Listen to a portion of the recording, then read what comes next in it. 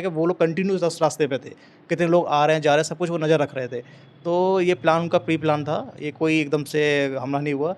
करीब ये हफ़्ते 2 हफ़्तों की मेहनत होगी इन लोगों की। तो भी हार्म उसी दिन हो सकता था। हो सकता था, प्लान उन्होंने किया होगा। एक्चुअली में क्या है, वो ग्रुप ढूँढते हैं जो कट्टर हिंदू हो या फिर ऐसा जो ग्रुप जिसका पैसा बहुत हो, तो वो मतलब क्या है, उनको टारगेट है कि बड़ा ग्रुप मिले, हिंदू ग्रुप मिले जिसको वो टारगेट कर सकें। अच्छा। हो सकता है शायद उस टाइम भी उनका प्लान हो, उन्हें शायद पब्लिक कम होने की वजह से प्लान कैंसल किया, बट वो लोग फ़ोर्स कर रहे थे, नहीं आप बच्चों को भेज दीजिए, आप चलिए ऊपर थोड़ा-सा रह गया है, आप नहीं तो आप नहीं छोड़ोगे तो हम पैदल चले जाएँगे। तब जाकर वो लोग फिर कैसे जैसे-जैसे रेडी हुए, जब वो लोग नीचे पहुँचे तो वहाँ वो खच्चर वाले थे ही नहीं। वो मतलब कि जो उसमें से 4 या 5 लोग ही बस वहाँ पर थे, बाकी सब लोग गायब हो चुके थे। कहाँ गए, किधर गए, किसी को पता ही नहीं। हम लोगों ने बोला भी कि वो आपके साथ तो 2-3 लोग और थे। बोले कौन से लोग थे, कैसे लोग थे, हम तो देखे नहीं। इनका ये दावा था कि वो जो खच्चर वाले थे, वहाँ के जो लोकल्स थे, जो वहाँ पे मौजूद थे, उन सबको इस घटना के बारे में जानकारी थी। ये बात जो इनकी है, वो लगभग सच होती नज़र आ रही है, जिसमें कि एक भट्ट साहब होते हैं और उनका ये कहना था इंटरव्यू में कि निश्चित रूप से 110% इन लोगों को इस घटना की जानकारी थी। पहलगाम की जो घटना है, उस घटना में जो वहाँ पे 20 अप्रैल की कोई एकता तिवारी जी के साथ हैं, हम उनके हस्बैंड भी साथ में हैं और 20 तारीख को इनके साथ जो हुआ, इनका ये दावा था कि वो जो खच्चर वाले थे, वहाँ के जो लोकल्स थे, जो वहाँ पे मौजूद थे, उन सबको इस घटना के बारे में जानकारी थी। ये बात जो इनकी है, वो लगभग सच होती नज़र आ रही है, जिसमें कि एक भट्ट साहब होते हैं कि वो भी 110% जो कि उस दिन घटना के दिन मौजूद थे और सिर्फ़ कुछ मिनट के फासलों से उनकी जान बच गई। वो गुजरात के रहने वाले हैं और वो जो है जिप लाइनर पर वहाँ पर ट्रैवल करके नीचे आते हैं, उनका परिवार नीचे होता है, लेकिन उसी दौरान फायरिंग होती रहती है और उनको जिप लाइनर पे जो चढ़ा रहा होता है, वो अल्लाहू अकबर कहता रहता है और वो बाकायदा वो पूरे जो वहाँ का पहलगाम का जो वो वैली है, वो सीन है, उसको देखता रहता है। वो बिल्कुल देख सहज भाव से एकदम अल्लाहू अकबर कहता है, जिससे उसको गोलियों से कोई फ़र्क नहीं पड़ता है। नेटवर्क मिला, मैंने कन्वर्जेशन किया, इधर मेरे दोस्त आर्मी में हैं, उनसे कन्वर्जेशन किया। उन्होंने 2-3 इंस्ट्रक्शन दिए मेरे को कि नॉर्मल कोई भी कश्मीरी लोकल बंदे पे भरोसा मत कर, कश्मीरी घर में कहीं घुसना मत फॉरेस्ट के अंदर, और तेरा एक ही है, तू पार्किंग तक सीधा भागना है तुझे। तो मैं उनकी गाइडलाइंस फॉलो करके हम लोग पार्किंग में ही भाग रहे थे और सीधा पार्किंग में जाने लगे। अल्लाहू अकबर 3 बार बोला और फायरिंग स्टार्ट हुई। नहीं, तब मेरे को मालूम नहीं था, पर ये चीज मैं बोल रहा हूँ ना कि जब 23 तारीख को हम गुजरात पहुंचे, यहाँ मेरे भाई के पास बैठे, हम फैमिली मेंबर सारे वीडियो देख रहे थे, तब ये चीज हमको नोटिस हुई कि आगे के एक भी वीडियो में ये बंदा कुछ नहीं बोल रहा है, इसी टाइम बोल रहा है और फिर फायरिंग स्टार्ट हुई। और उनका ये कहना था इंटरव्यू में कि निश्चित रूप से 110% इन लोगों को इस घटना की जानकारी थी और कहीं न कहीं यही दावा शुरू से अभी तक कहती आ रही हैं एकता तिवारी जी भी। तो एक बार फिर से इन सब चीज़ों को टटोलने की कोशिश करेंगे कि जब वहाँ पे इतनी ज़्यादा आर्मी वहाँ पे और सीआरपीएफ तैनात है, फिर ये चूक जो है, ये एक बहुत बड़ी चूक है जिसकी चर्चा हो रही है और क्या कहना है उनका इस पर और किस तरह से ये अभी भी अपने बयान पे कायम है, क्या कुछ हुआ था, एक बार फिर से एकता तिवारी जी से बात करेंगे।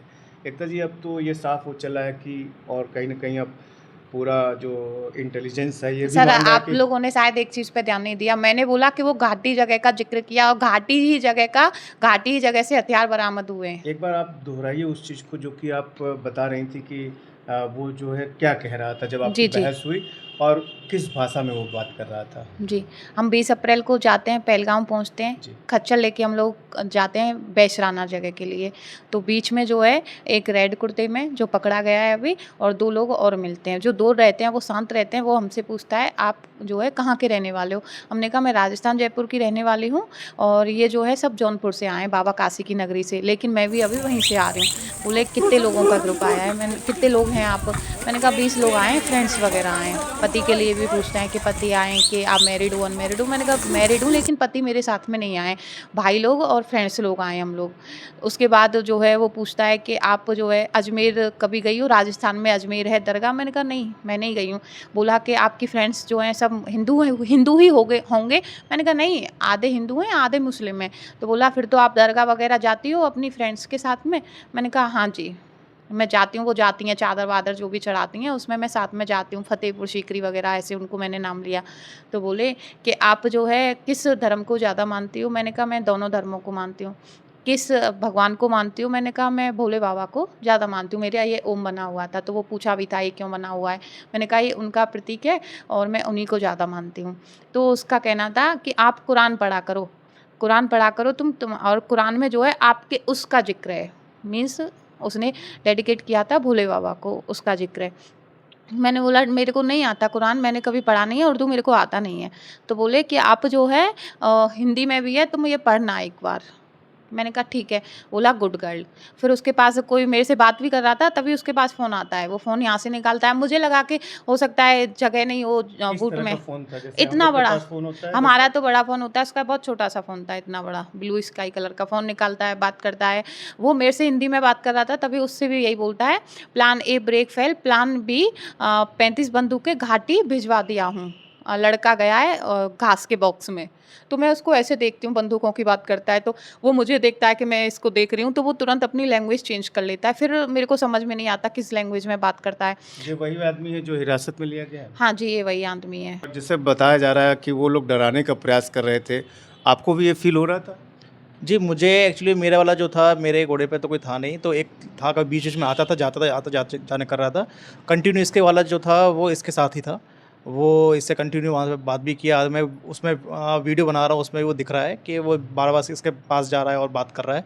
तो मुझे कुछ ऐसा लगा कि शायद ये पूछ रहा होगा कि डर तो नहीं लग रहा है, ऐसा कुछ पूछ रहा होगा। फिर जब बारिश-वारिश हुआ, वहाँ पर जब घोड़े-वोड़े रुके, तो इसने मुझे आके बोला कि ऐसे-ऐसे वो बात कर रहा था कुछ बंदूकों को लेके। तो हम लोगों को शक हुआ शायद हो सकता है हमारे पास बहुत सारा कैश है, शायद उसको लेके वो लोग चोरी ना करें, ऊपर ले जाके हम लोगों को मतलब कि जो कैश पड़ा हुआ है छीन लेंगे, फिर हम लोग कहाँ जाएँ, क्या करेंगे? तो इसने बोला कि कुछ धर्म को लेके भी बात कर रहा है, फिर वो कर रहा है। तो उस टाइम तो हमने ज़्यादा माइंड नहीं किया इन चीज़ों को और बस चोरी का सोच के हम लोग प्रेशर डाले इनके ऊपर कि हमें नीचे ले चलिए। तो अच्छा, आप लोग ऊपर गए नहीं फिर? ऊपर गए नहीं हम, बट वो लोग फ़ोर्स कर रहे थे, नहीं आप बच्चों को भेज दीजिए, आप चलिए ऊपर, थोड़ा-सा रह गया है, बस ये रह गया है, वो रह गया है। हम लोगों ने बहुत कोशिश किया कि मनाने का, कन्विंस किया उन लोगों को कि भाई नहीं हमको नीचे जाना है, आप नहीं तो आप नीचे छोड़ोगे तो हम पैदल चले जाएँगे। तब जाकर वो लोग फिर कैसे जैसे-जैसे रेडी हुए, तो जो लोग हमारे वहाँ पर कुछ लोग बीच में जो खच्चर वाले आए थे, जब वो लोग नीचे पहुँचे तो वहाँ वो खच्चर वाले थे ही नहीं। वो मतलब कि जो उसमें से 4 या 5 लोग ही बस वहाँ पर थे, बाकी सब लोग गायब हो चुके थे। कहाँ गए, किधर गए, किसी को पता ही नहीं। हम लोगों ने बोला भी कि वो आपके साथ तो 2-3 लोग और थे। बोले कौन से लोग थे, कैसे लोग थे, हम तो देखे नहीं।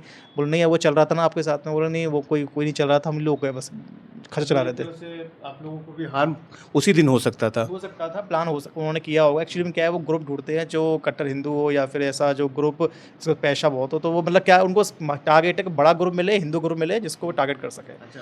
हाँ, तो हम 20 लोगों का ग्रुप था, तो हो सकता है शायद उस टाइम भी उनका प्लान हो, उन्हें शायद पब्लिक कम होने की वजह से प्लान कैंसल किया हो, बारिश होने की वजह से लोग बहुत कम लोग वहाँ पर गए हो।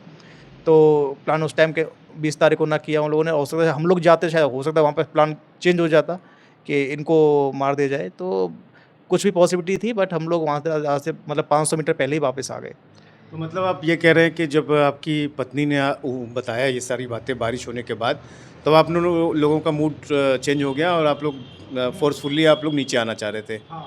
और उसमें जो घोड़े वाले थे और भी जो थे दिख रहे थे आपको, वो सब कहीं अन्यत्र चले गए। हम लोगों के भाग गए नीचे जाके भी लड़ाई हुआ था। नीचे जाके भी वही जो मालिक था कह रहे तो आप ऐसे, मैंने कहा हम लोगों को जाना नहीं था ऊपर। बोला आपको किया है क्यों नहीं, हम लोग फिर रुद्राक्ष को लेके वो सब लेके मतलब बहुत झगड़े वहाँ पर वहाँ मतलब बात बिज़नेस से हट के धर्म पे आ गई। धर्म पे आ गई, वो सब लड़ाई झगड़ा भी हो गया। वहाँ पर यही सबसे पहला सोचा कि यहाँ से निकलना सही है। एक ड्राइवर से बात किया तो हम वहाँ से निकले। शाम के टाइम पे निकल गए, रात के 6-7 बज रहा था, तो 6-7 बजे निकल गए थे हम लोग। ड्राइवर का क्या सीन है? जो ड्राइवर से आपको ड्राइवर ने क्या सलाह दी कि आप रिपोर्ट करना चाहते थे वहाँ पे, क्या उसने क्या कहा था? ड्राइवर ने तो यही सलाह दी थी कि सर कि आप रिपोर्ट मत करिए, यहाँ से निकलना आपके लिए सेफ़ है। आप क्योंकि ये सब लोकल के लोग हैं और लोकेलिटी बहुत ज़्यादा है यहाँ पर। तो आप जितना जल्दी हो सके यहाँ से निकल जाएँ, क्योंकि फालतू के मैटर फँसे नहीं आप, और आप अपना ट्रिप ख़राब मत करिए। तो उसने निकलने का सलाह दिया था। तो हम लोगों ने फिर सोचा कि अब जो रास्ता डैमेज हो गया तो निकलना ही सही है, सब कुछ गलत-गलत सा हो रहा है। तो हम लोग फिर वहाँ पे बिना टिकट के हम लोग निकल आए। टीटी को, हाँ, टीटी को पैसा दिया। टीटी को पैसा देने के बाद उसने सीट दे दिया था हमको और हम लोग वहाँ से निकल आए। अच्छा, अभी जो चारों तरफ से रिपोर्ट आ रही है, जैसे गुजरात का मैंने बताया कि भट्ट साहब जो बता रहे थे, जो जिप लाइनर पे, उनका भी कहना है कि जो है सिक्योरिटी लैप्स बहुत था और दूसरा वो लोग मिले हुए थे और भी मीडिया रिपोर्ट्स आप देख रहे होंगे कि तमाम टीवी चैनल्स में आ रहे हैं, तब सब लोग अपना अनुभव बता रहे हैं।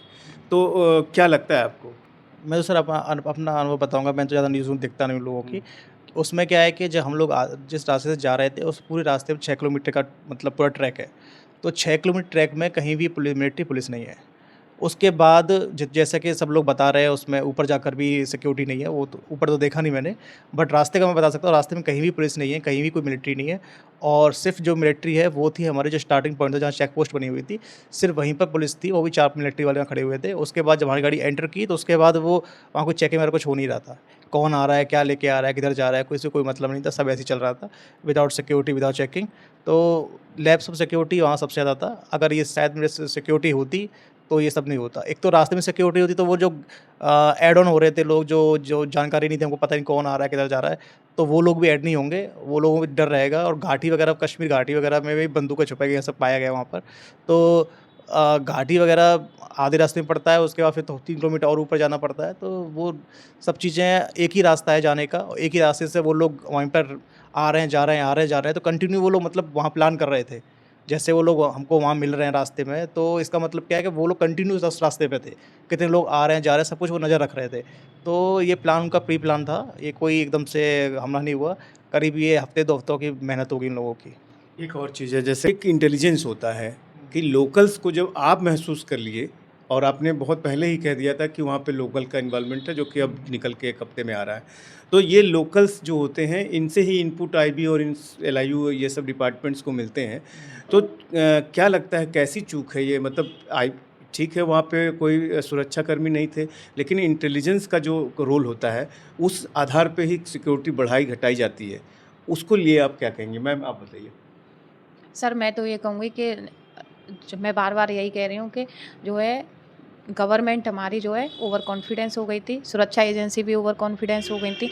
मुझे ये समझ में नहीं आ रहा है, सारी चीज़ें जितने भी वहाँ पे चेकिंग पॉइंट बने हुए थे, उस दिन का अगर आप सीसीटीवी वगैरह भी निकालते हो तो सब आपको खाली मिलेंगे, क्योंकि मैं पूरे रास्ते गई थी, सब कुछ खाली था। जो भी हुआ है सुरक्षा एजेंसी की वजह से ही हुआ है। तो जैसा कि एकता जी बता रही हैं, और इनके हस्बैंड भी बता रहे हैं कि किस तरह से, एक तरह से अगर अगर इनकी बातों पर गौर करें तो एक बहुत बड़ा फेल्योर है, जो कि लगातार अब मीडिया रिपोर्ट्स जो वहाँ पे पीड़ित हैं, जिनके पतियों की हत्या हो गई, या जो लोग जिप लाइनर पे वहाँ पे मनोरंजन कर रहे थे, वो सभी लोग यही बात कह रहे हैं कि एक बहुत बड़ा ये फेल्योर था, जिसके कारण जो है इतनी बड़ी वारदात जो है हो गई। और कहीं न कहीं एकता तिवारी जी के जो इन्फॉर्मेशन है, वो सरकार के पास जो पहुंची है, और कुछ इसी तरह का चीज़ें निकल के आ रही हैं कि ये चूँकि प्लानिंग पहले से थी, और आतंकियों ने इतना बड़ा हादसे को अंजाम दे दिया।